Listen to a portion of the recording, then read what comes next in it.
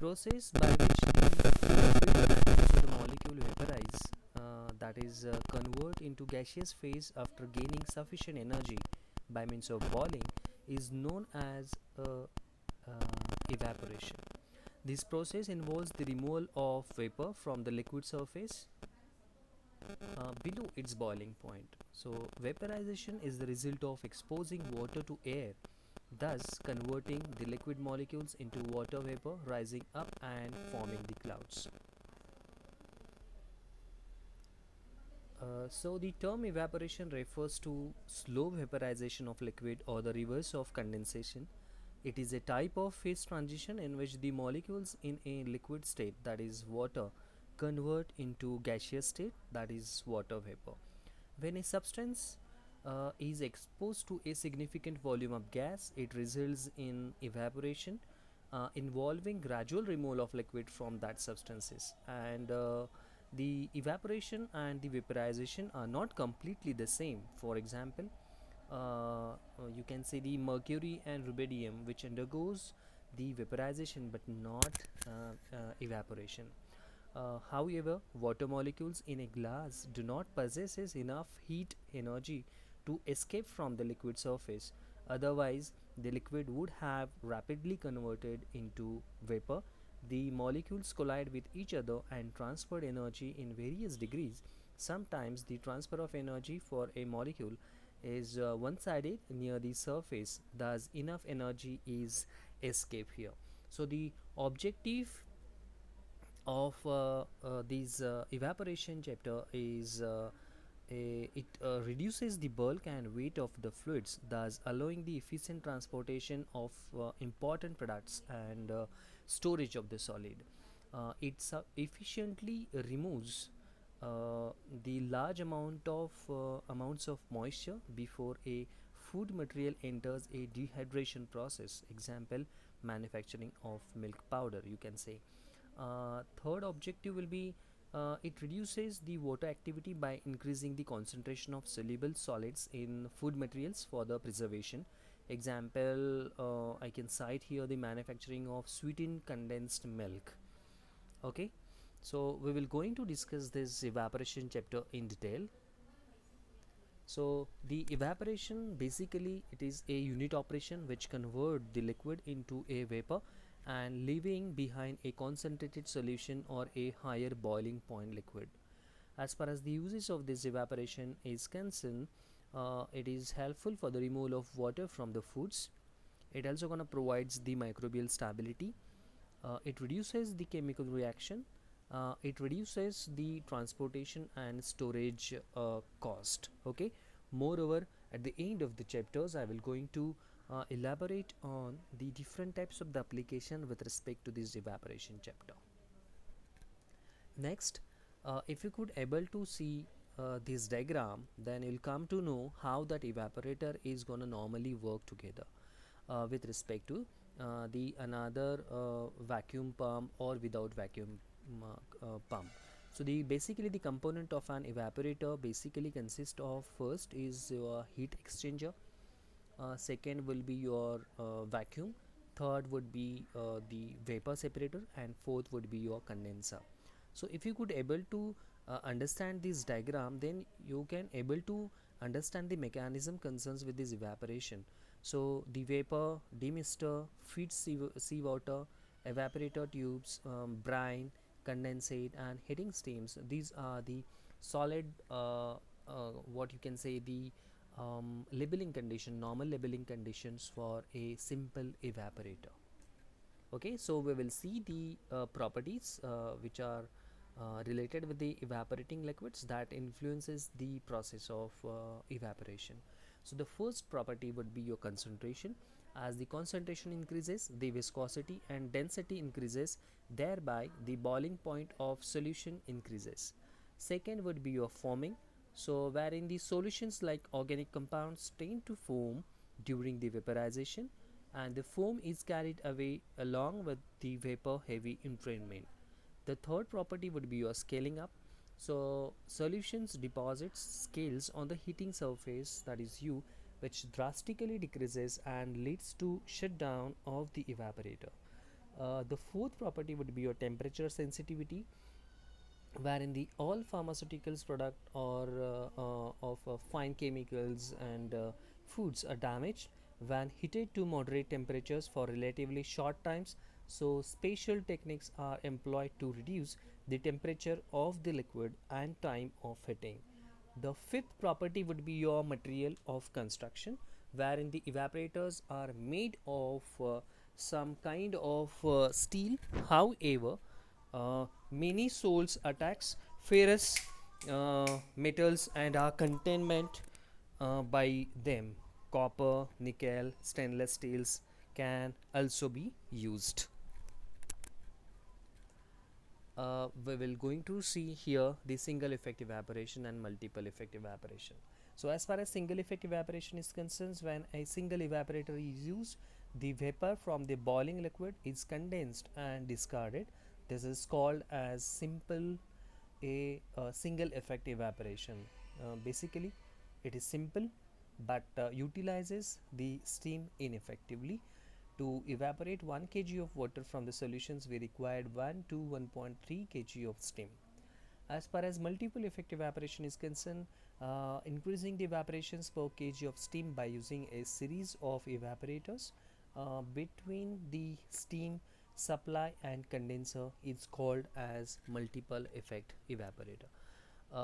Next, as far as the classification of the evaporator is concerned, basically it has fall down into the main four category. First one is your natural circulation evaporators, that is which consist of long tube vertical falling film evaporator and long tube vertical climbing up evaporator. The second class would be your forced circulation evaporators, which consist of first is forced circulation evaporator with a horizontal heating element, and second would be forced circulation evaporators with vertical heating element. Third evaporators would be your agitated film evaporator, and last evaporators, which is based on the method of operations evaporator, also can be classified as single effect evaporators and multiple effect evaporator. This is in detail classifications which I have picked up from some books, okay, and have compiled it as one, that evaporation has classified into the two classes. Basically, the evaporators with heating medium in jacket, example steam jacketed kettle, it is also called as evaporating pan. And second evaporator, the vapor heated evaporators with tubular heating surfaces, which basically fall down into the two category. First one, evaporators with the tube placed horizontally, example horizontal tube evaporator. Second, evaporators with tube placed vertically, example is falls under the two category once again, that is evaporators with short tubes and evaporators with long tubes. The examples related with the short tubes are single effect evaporator and multiple effect evaporator, wherein evaporators with the long tubes basically consist of evaporators with the natural circulation, that is climbing film evaporator, is also called as rising film evaporator, and second would be falling film evaporator. And second, in terms of your evaporators with the long tubes is evaporators with the forced circulation, example is forced circulation evaporator. So we'll be going to discuss it one by one. First of all, once through and circulation evaporator. In once through operations, the feed liquor passes through the tubes only once, releases the vapor and leaves the unit as thick as thick liquor, wherein the evaporation is done in a single pass, wherein the ratio of the evaporation to feed is limited in single pass, and these evaporators are well adapted to multiple effect operations. Then agitated and falling film evaporators are operated once through. Then these are the useful for the heat sensitive materials. In circulation evaporators, a pool of liquid is held with in the equipment. Incoming feed mixes with the liquid in the pool and the mixtures passes through the tubes. Evaporated liquid discharged from the tubes returns to the pool, so that only part of the evaporation occurs in one pass. Then all four circulation evaporators, rising film evaporators, are operated in this manner. These are adapted to single effect evaporation, and these are not suited for heat sensitive material. So if you could able to understand this diagram that I have shown in this slide, one by means of the graphics and another by means of this sketching put. So in case of the sketching put, you can able to see the different types of labeling conditions, that is vapor out, feed in, liquid return, concentrated out, condensed steam in between the two outlet, that is vane and condensate. Okay, and yeah, by means of moving towards this diagram, we can easily come to know the construction and working of the evaporator. So we will going to discuss the long tube uh, vertical climbing evaporator. Okay, so we will going to discuss it in detail. So as far as the long tube vertical climbing up evaporator is concerned, basically it has the three types, or the three parts, sorry, three parts: tubular HE, then separator, that is vapor space, to remove entrained liquid from vapor, then what you can say, the return long leg to operate it. It has the circulation unit, diameter of the tubes around 25 to 50 mm, and length around 3 to 10 mm, used for the concentrating the liquids that tend to foam. Okay, and if you could able to understand the diagram here, then your next evaporator is your falling film evaporator. If you could able to see the graphics design in the slideshow, uh, which basically used for the concentrating the highly heat sensitive materials such as orange juice, food materials, etc., which require the short residence times, and operates once through tubes are quite of large, d to that is diameter to 50 to 250 mm, and length is around 3 to 10 meter. Okay, so we'll going to discuss the construction mechanism for the falling film evaporator. But before than that, we must understand the principle of the falling film evaporator. In a falling film evaporator, the feed enters from the top and flows down the wall of the tubes, and the liquids get heated rapidly due to the heat transfer from steam. The liquid boils and becomes vapor, which forms small bubbles. They tend to fuse to form layers of bubbles, which travel down the tubes. Concentration takes place during this downward journey. Vapor and liquids are separated at the bottom. That next one is your long vertical tube evaporator, which is also called as short tube evaporator. So if you could able to see this diagram on left hand side of yours, there is a rising film, and right hand side of yours there is a falling film. That is a two types of long vertical tube evaporators are there, and the graphical design of this long vertical tube evaporator with respect to rising film and falling film is clearly signify the different construction and working of this two evaporator. So the construction and working is exactly of invert in case of your falling film. So the applications of these both the evaporators is also kind of different one.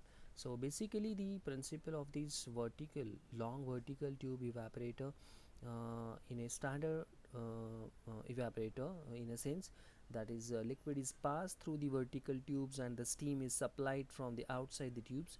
Heat transfer takes place through the tubes and the liquid inside the tubes gets heated. The solvent evaporators and the vapor escapes from the top, and the concentrated liquid is collected from the bottom.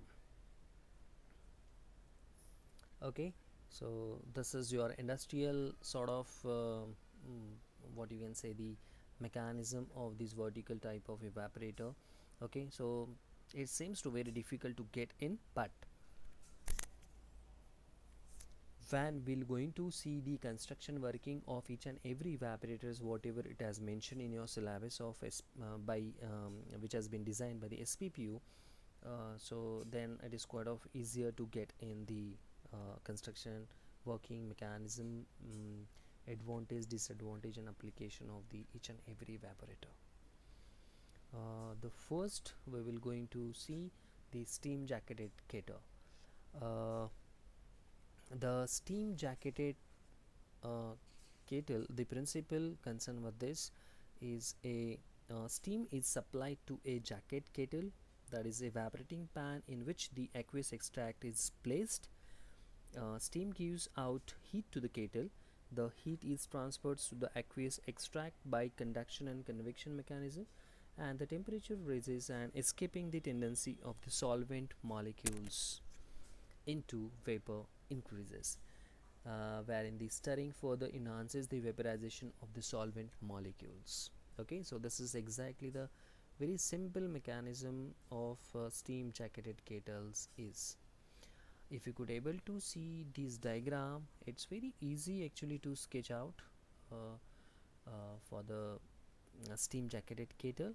uh, this diagram which governs very easily the mechanism, construction and working of the steam jacketed kettle. So steam jacketed kettle, as far as the construction of the steam jacketed kettle is concerned, so basically the steam jacketed kettle is a hemispherical structure with an inner pan called as kettle, which enclosed within an outer pan called as jacket. These two pans joins together to enclose an airspace into which the steam is applied to pass to the extract place in the kettle. For small scale use, that is when small quantities are to be evaporated, then the kettle is made up of single metal sheet. For large scale use, when the large quantities are to be evaporated, then the kettle is made by welding several metal sheets together. The best metal of choice for this purpose is copper because of its good conductivity. So you may ask this question as far as your GPAT exam point of view, that is which base material metal of choice for the construction of the steam jacketed kettle for its good conductivity. You have been asked for the correct answer. Out of these four, your correct options would be your copper one. Okay. uh, the copper may dissolve on evaporating acidic materials, thus tinned copper is suitably used for such a preparation. So your better options would be your tinned copper. Iron, because of its minimum conductivity, can also be used as a material for construction for the jacket. However, its inner surface is either tinned or enameled for preventing the rusting of jacket. The top portion of the jacket has an inlet for the steam and an outlet or vent for non-condensed gases. Similarly, the bottom portion has an opening for the condensate and another for the concentrated product to leave the jacket. As far as the working of the steam jacketed kettle or simple evaporator is concerned, the aqueous extracts to be evaporated is placed in the pan and the steam is introduced through the inlet. Condensation occurs on the outer surface of the pan and condensate exists through the outlet. Steam supplies heat to the contents of the pan. When the contents are in small quantities, they should be manually stirred, while for larger quantities a mechanical stirrer should be used. Initially the evaporation occurs at a faster rate but gradually decreases when the liquid gets concentrated. Then ventilation system of the room where evaporation is carried using this apparatus should be adequate enough to remove the vapor or else the rooms get filled up with a dense fog of condensed vapor. As a result, water falls from the roof and runs down the walls. Thus, the pan is equipped with fans for removing vapor and preventing condensations in the room. The fans also accelerate the evaporation rate by removing the saturated air from the liquid surface. So the kettle is either kept fixed or is tilted while collecting the product. The capacity of the kettles is up to 90 liters, but if the kettles are above this capacity, it becomes difficult to tilt them because of the weight of the pan and its contents. In this case, the outlet present at the base of the kettle is used for collecting the product. Okay. As far as the uses of the steam jacketed kettle is concerned, it is used for concentrating the aqueous and thermostable liquors, example your licorice extract. As far as the uh, advantages of the steam jacketed kettle is concerned, the first advantage would be evaporating pan is constructed both for the small scale and the large scale operations. Second advantage would be it is simple in construction and easy to operate, clean and maintain. Third advantage would be its cost of installation and maintenance is quite of low one. Fourth advantage would be wide variety of materials can be used for the construction such as copper, stainless steel and aluminium. The fifth advantage would be stirring of the contents and removal of the product is quite of easier one. Okay. As far as the demerits of the steam jacketed kettle is concerned, the first demerit, that is limitation for the steam jacketed kettle, is its heat economy is less. Thus, per unit material production cost is quite of more. Second one, it is not suitable for thermolabile materials due to long exposure time. Third limitation would be its heating area decreases as the product gets more concentrated. Fourth demerit would be it is an open type evaporator, therefore vapors passes into the atmosphere and saturates it, causing discomfort. This also shows the down the evaporation rate. And fifth would be it is an open type evaporator, thus reduced the pressure cannot be created in it. Due to this, boiling point of the water is not reduced. Okay, so this is all about the advantages and disadvantages of the steam jacketed kettle. So your next evaporator would be your I think so horizontal tube evaporator. Horizontal tube evaporator uh, is a modified form of open pan evaporator. In this, the pan is enclosed within a vertical cylinder. Bottom portion of the cylinder contains the liquid to be evaporated, in which the horizontally arranged heating tubes are immersed. However, in this evaporator, the circulation of liquid is poor one.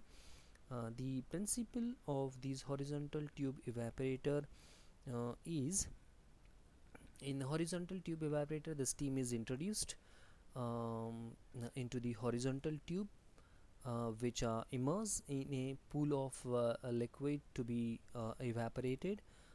Heat transfers which gonna takes place through the tubes and the liquid outside the tubes get heated. The solvent evaporators and the escape from the top of the evaporators, and this concentrated liquid is collected from the bottom. The construction of these horizontal tube evaporator is basically it consists of a large cylindrical body made up of cast iron or plate steel. It has a conical or dome shaped top and bottom. Its average size ranges from 1.8 to 2.4 meter diameter and 2.4 to 3.6 meter length. A steam compartment is present at the lower part of the body. One end of this compartment has a steam inlet and the other ends has an outlet for non-condensed gases. At both the ends of the bottom portion of the compartment, a condensate outlet is present. Within the steam compartment, 6 to 8 heating uh, tubes made up of stainless steel which are horizontally placed, and the length of the tubes is such that they project about 25 millimeter beyond the tube sheet on both the ends. Width of the steam compartment is half of the diameter of the total body. As far as the working of horizontal tube evaporator is concerned, the feed is introduced into the evaporator till the steam compartment is satisfactorily immersed. Steam is introduced into the steam compartment and the horizontal tubes receives heat from the steam and conduct it to the liquid due to the temperature gradient. The steam condensate passes through the corresponding outlet, and the feed absorbs heat and solvent gets evaporated. The vapor then escapes through the outlet placed at the top. This process is continued until a thick liquid is formed, which can be collected from the bottom outlet. The uses of the horizontal tube evaporator is the best suited for non-viscous solution that do not deposit scales or crystals on evaporation. You can take here the example of your cascara extract. As far as the advantage is concerned, the cost per square meter of heating surface is usually less in horizontal tube evaporator. It is basically it is easy to install and tubes can be easily removed, so there is no problem for the installation and what you can say disassemble of this evaporator. The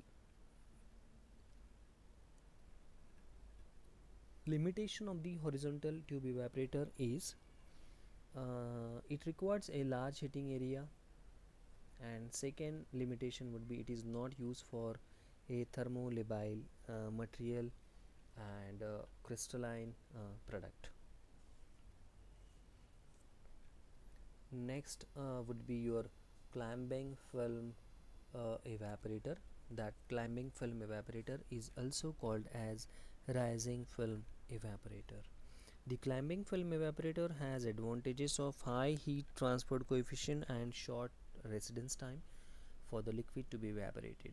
So the temperature difference in rising film evaporators should be high between the heating chest and boiling chambers for proper circulation and formation of the clamping film. The principle of the clamping film evaporator or rising film evaporator is wherein the tubes are heated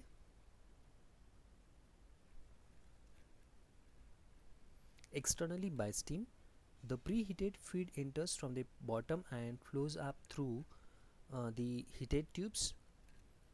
The liquid gets heated rapidly due to the enhanced overall coefficient of the preheated feed. The liquid near the wall becomes vapor and forms small bubbles.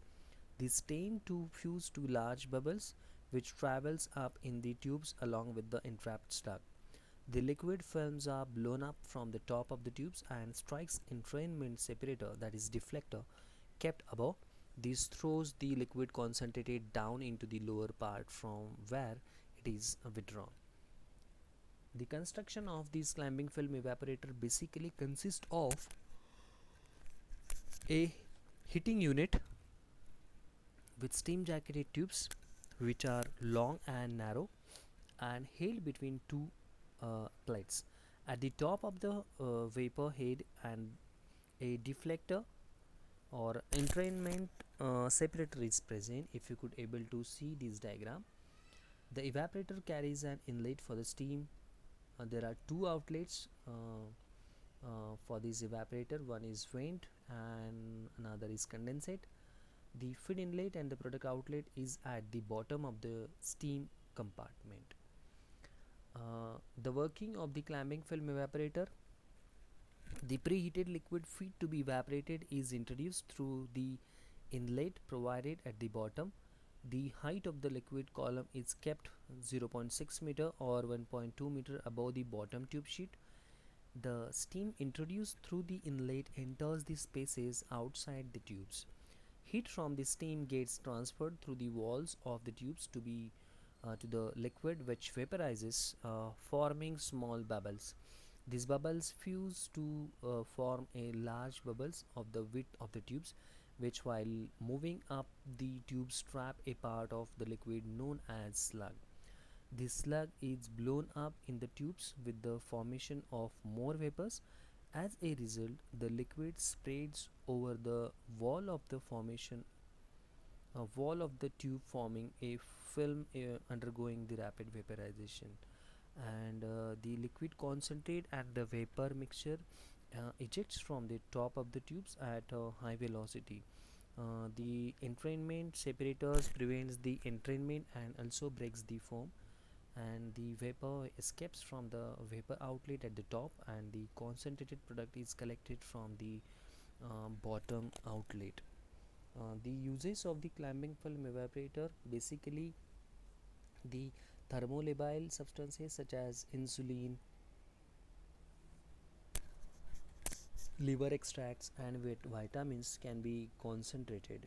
The clear liquids forming liquids and corrosive solution in large quantities can be operated. Deposits of scale can be removed quickly by increasing the feed rate or reducing the steam rate so that the product is unsaturated for a short time. As far as the advantages of the clamping film evaporator is concerned, in a first advantage would be in a clamping film evaporator, the large area for heat transfer is provided employing the long and narrow tubes. Second advantage would be since liquid flows at a high velocity, the resistance for heat transfer at the boundary layers is reduced. As a result, the heat transferred is enhanced. The time of contact between the liquor and the heating surface is very short.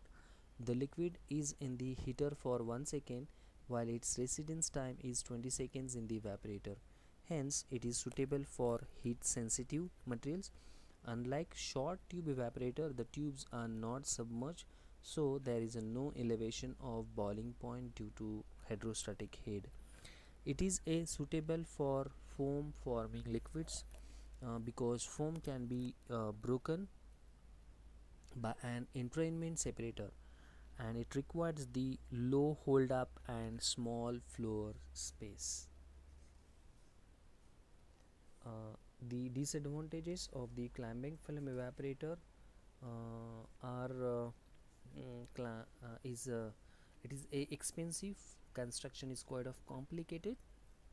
Okay, it seems to understand by looking towards the diagram of this clamping film evaporator. It is difficult to clean and maintain. Large head space is required. It is not advisable for very viscous liquids, salting liquids, and scaling liquids. If feed rate is high, the liquor may be concentrated insufficiently. If feed rate is low, film cannot be maintained, and dry patches may form on the tube wall. So these are the disadvantages of this clamping film evaporator or rising film evaporator.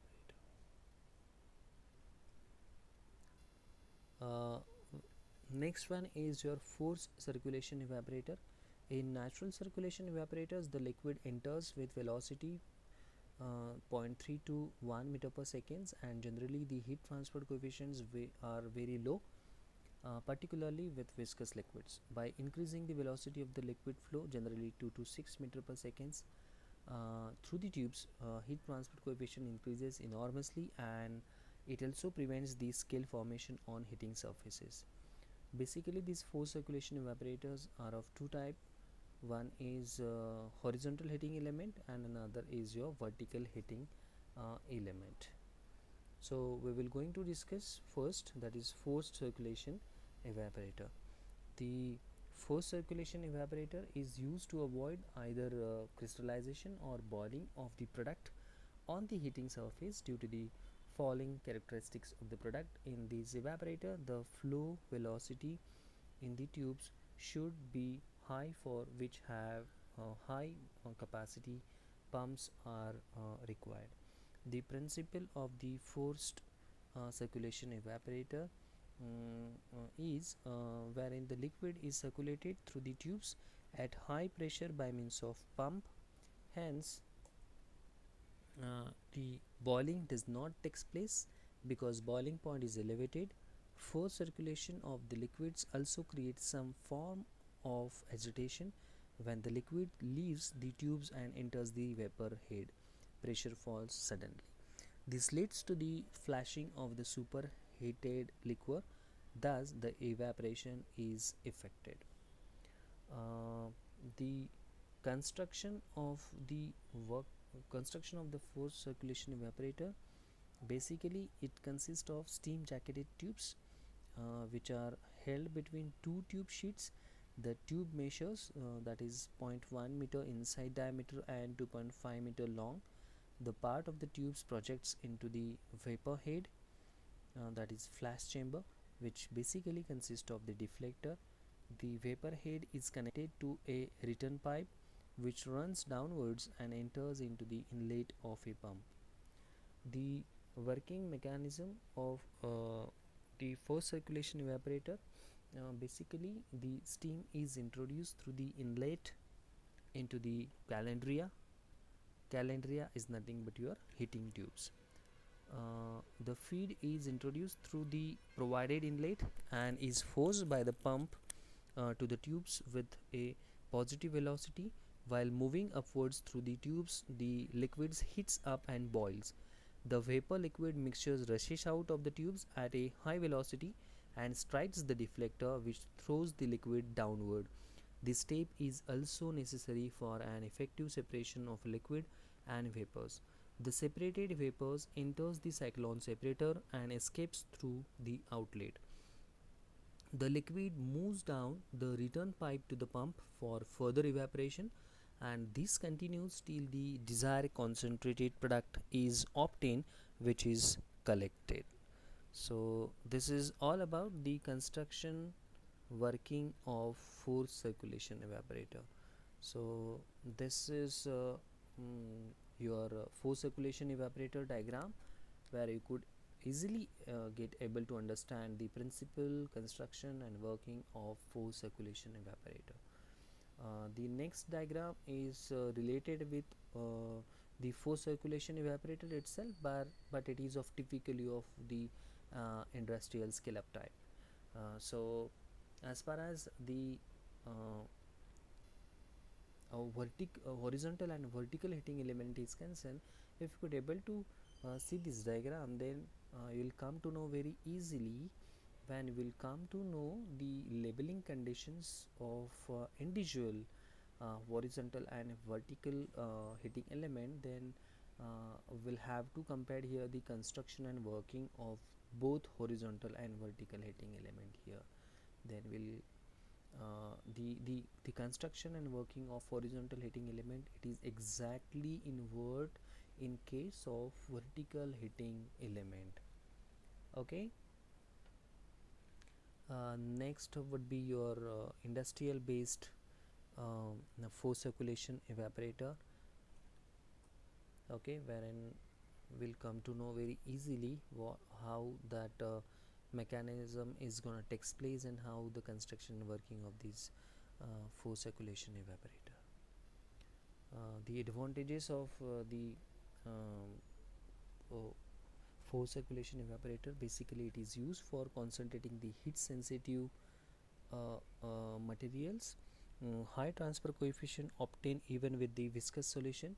Whenever we are dealing with the concentration of the highly viscous and scale forming solution, forced circulation evaporators prevents the scale formation on heating surfaces. And the last advantage would be residence times are low, so that the heat sensitive materials can be used.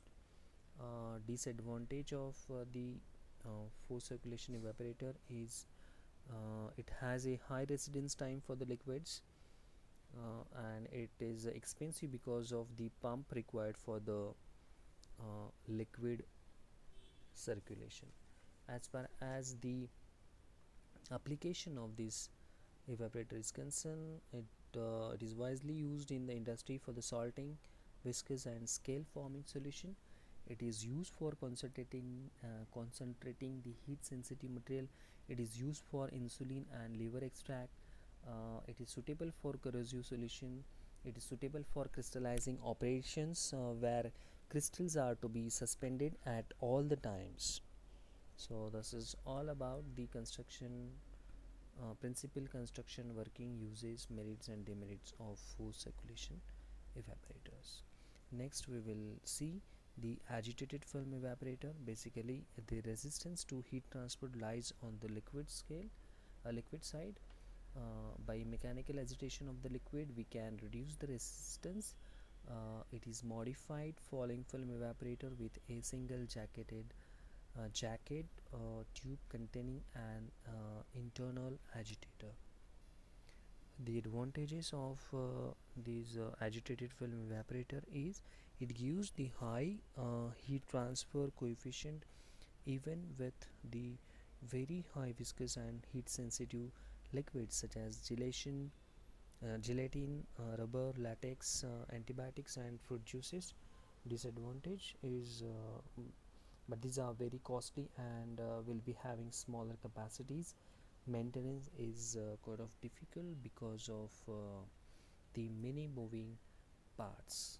Okay, this is the diagram of your agitated film evaporator. So but actually it is not a part of your syllabus, but I'm trying to complete this part because of your entrance examination is concerned. The application of the agitated film evaporator, which includes the starch industry, dairy industry, food industry, pulp and paper and textile industry. It is also applicable for the beer and beverages production, edible oil industry, specialty chemical, dyes and pigments, soaps and biofuels, and then alcohol industry, pharmaceutical industry, natural products, chloralkali, petrochemical and polymer industries too. We'll see the typical overall coefficients in evaporators which is widely used. So you have been asked for the entrance examination the overall coefficient in the evaporator. So these are the certain types of the evaporators I have mentioned, and the overall coefficient of such a type of evaporators. Next we'll see the energy balances for the single effect evaporator. If you could able to understand the diagram of single effect evaporator, you'll come to know very easily that there are the two outlet. One is for the on the top and at the bottom, that is vapor and that is thick product, and there is a one inlet that is feed.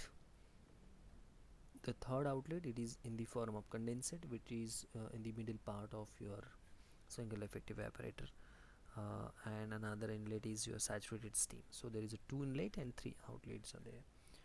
When we'll come to know very easily the energy balances by means of the equation. So some equations which reflect the significance as far as overall material balance, solid balance, energy balance and enthalpy balance is concerned. So we can sum up these energy balances in the form of some equations. So the performance of the evaporator is consists of basically the capacity and the economy. The capacity, which is directly proportional to the vapor evaporated in terms of kg, but this capacity is inversely proportional to the time, which is represented as your mv. But economy is though it is directly proportional to the vapor evaporated in terms of kg, but obviously it is inversely proportional to the steam used in terms of kg. So your equation for the economy would become mv upon ms. method of improving the evaporator economy. The vapors which contain latent heat are generally discarded in an evaporator, thereby wasting the energy. But thermal energy in the vapor evolved from a boiling solutions can be utilized to vaporize the more water. The following techniques are used to utilize the thermal energy that is available in the vapor coming out from the evaporator. Basically, it does have the two type. One is multiple effect evaporator and second is vapor recompression. So we will going to discuss it one by one. So multiple effect evaporator, the silent features which consist of the vapors which contains the latent heat are generally discarded in an evaporator, thereby wasting the energy, but it can be used as steam supply to another unit operating under the lower pressure and temperature. The vapor from the second unit can be further used as steam supply to a third unit operating at a still lower pressure and temperature. Each unit in such a series is called an effect, and the method for reusing the latent heat is called as multiple effect evaporator.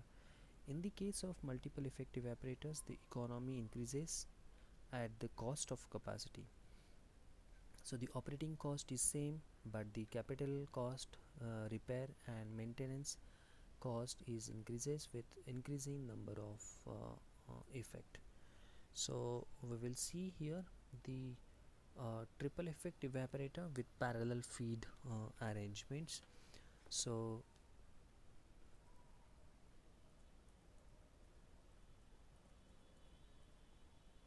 the multiple effect evaporator, a type of vertical short tube evaporator, is a single effect evaporator. These evaporators can be connected in many ways for achieving the large scale evaporation along with the greater economy. Although the multiple effect evaporator is not used in pharmaceutical industries, but its principle should be understood, which has been explained using an example of triple effect evaporator with a parallel feed mechanism. So the principle of the triple effect or the multiple effect evaporator, which basically consists of a number of vessels which are arranged in a sequence, each held at a lower pressure than the last. Water is boiled in these vessels. Since the boiling point of water decreases on decreasing pressure, the vapor obtained after the boiling of water in one vessel is used for the heating the water in the next vessel. This indicates that only the first vessel, which is at the highest pressure, uses an external heat source for boiling the water in it. Theoretically, you can say the evaporators may be built with an arbitrarily large number of stages. Evaporators with more than 4 stages are rarely used practically, except in the systems where the liquor is the desired product, such as in chemical recovery systems where up to 7 effects are gonna used. Triple effect evaporator consists of 3 evaporator. The other constructive features are similar to the vertical tube evaporator. In the evaporator, the vapor escaping from the evaporator 1 is used as heating source for evaporator 2, while that from evaporator 2 is the heating medium for evaporator 3. A vacuum pump is connected to the last evaporator. The working operation of the multiple effect evaporator, basically the evaporator utilizes the parallel feed arrangement in which the hot saturated solution of feed is introduced to each of the 3 evaporators directly. Instead of transferring the material from one evaporator to another, the feed is introduced to each evaporator up to the level of upper tube sheets. This arrangement is used for concentrating salt solution in which the solute crystallizes on concentration but the viscosity remains unaffected. The steps involved for achieving the effects are specified as only the vents, that is V1, V2 and V3, if you could able to see carefully in the diagram, which are kept open, and all others walls are closed. A high vacuum is created in the liquid chambers of the evaporator, The steam and condensate valves, that is S1 and C1 respectively, are open and steam is supplied, which replaces the cold air in the steam compartment of the evaporator 1. After the complete removal of the cold air, the valve V1 is closed. Okay, the steam is continuously supplied till desired pressure, that is P0, which is created in the steam space of evaporator 1. At this pressure, the temperature of the steam is T0. The liquid feed in evaporator 1 consumes heat from the steam and undergoes condensation. The resultant condensate exits through the valve C1. Due to transfer of heat, the temperature of the liquid increases up to the boiling point and it vaporizes. The vapor obtained displaces the air in the upper part of the evaporator 1 and also the air in the steam compartment of the evaporator 2. When all the air in the evaporator 2 has been displaced by the vapor, valve V2 is closed. The vapor of evaporator 1 transfer its heat to the liquid of evaporator 2, which condenses, and the condensate is removed through the valve C2. The same steps are repeated in evaporator 3. Uh, if you could able to understand the uh, next diagram, which easily give you the clear cut idea about the principal construction working of multiple effect evaporator. So this is the actual mechanism of 3 by which you can easily come to know the construction and working. Whatever I have told you just now, you can compare that whatever I have told you with respect to this diagram as well, by which one can easily come to know the construction and working of multiple effect evaporator. Method of feeding or forward feed, backward feed, mixed feed and parallel feed. So this kind of method of feeding you will easily understand by looking towards this diagram. So the labeling conditions of this diagram, which consist of basically the vapors from the first effect, vapor from the second effect, concentrate, the condensate, then concentrate from the first effect, condensate, steam and the feed. So well, going to discuss it one by one. This is your industrial type of multiple effect evaporators, when you easily come to know the working mechanism of the same. On your left hand side of the slide, forward feed you will easily see, and on your right hand side the backward feed mechanism, it is there. So forward feed and the backward feed, these are nothing but the arrangement. So for the forward feed, the arrangement is quite of simplest and no need of any pump to transfer liquid from the effect to effect, as the liquid flows in the direction of decreasing pressure. Whereas in case of backward feed, these methods which requires a pump between each pairs of the effect, since the flow is from lower pressure to the higher pressure, and if the liquid is very viscous, then we have to adopt this arrangement for better capacity. So you'll easily come to know the diagrammatic mechanism of forward feed and backward feed. Next is your mixed feed and the parallel feed, where the arrangement is combination of the forward and backward feed adopted for the best overall performance for the mixed feed, where in case of the parallel feed, the fresh feed is fed to each effect simultaneously, and the thick liquor is taken out from the same effect separately. So in this arrangement, there is no transfer of liquid from one effect to another effect is seen. Next is your vapor recompression. In this method, the vapors from the evaporators are compressed to a saturation pressure of steam to upgrade the vapors to the conditioning of original steam to permit the use as heating media. These are two types. Basically, these vapor compression has fall down into the two category. That is, first is mechanical recompression, and another is your thermal recompression. So we'll see what actually these two are. So first of all, we'll see the mechanical recompression, where in this method the vapor evolved from the evaporator is compressed to some what higher pressure by positive displacement or centrifugal compressor, and the feed to a heater as a steam. Next is your thermal recompression, where in this method the vapor is compressed by means of steam jet ejector. Here the high pressure steam is used to draw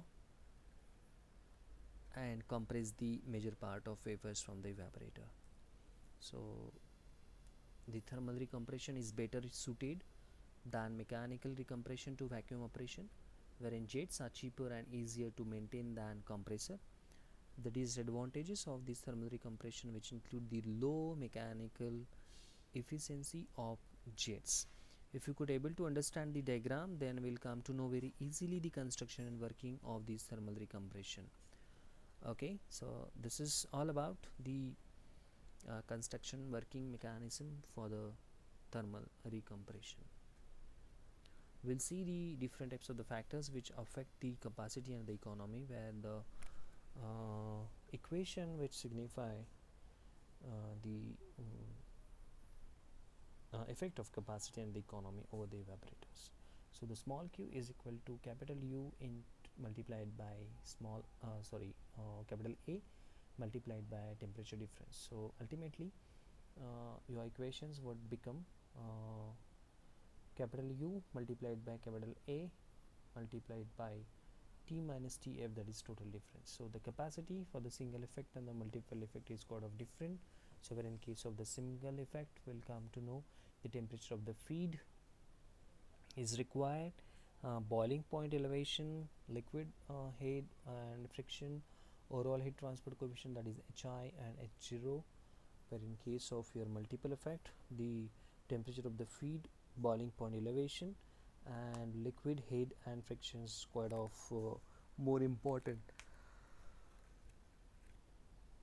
Exceptionally, in case of multiple effect, the overall heat transport coefficient is not taken into the consideration. As far as the economy is concerned, only the two factors which can affect the economy, that is number of effects and temperature of the feed. Okay, so the economy of the multiple effect evaporators is quite of the important one.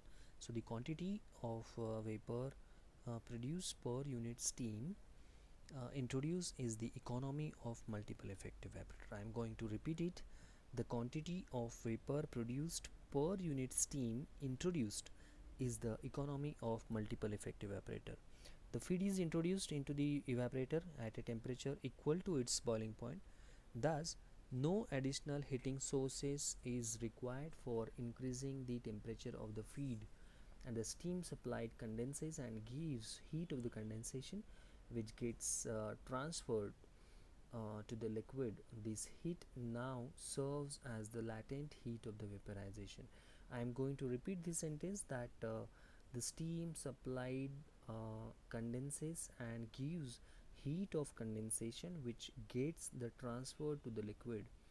This heat now serves as the latent heat of the evaporation, that is liquid vaporizes after receiving the heat. Okay, that is liquid vaporizes after receiving the heat. Negligible loss of the heat which occurs here. So this concludes that the economy of multiple effect evaporator is n times the economy of the single effect evaporator. So the economy of the multiple effect evaporator depends on the numerous factor, that is feed temperature, temperature range in the evaporator, ratio of weight of feed to the product, and pressure differences.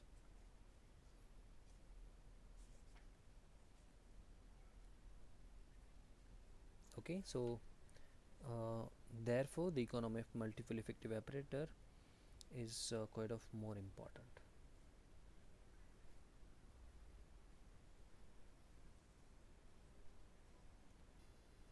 This is your industrial sort of evaporators which are nowadays useful for the different purposes.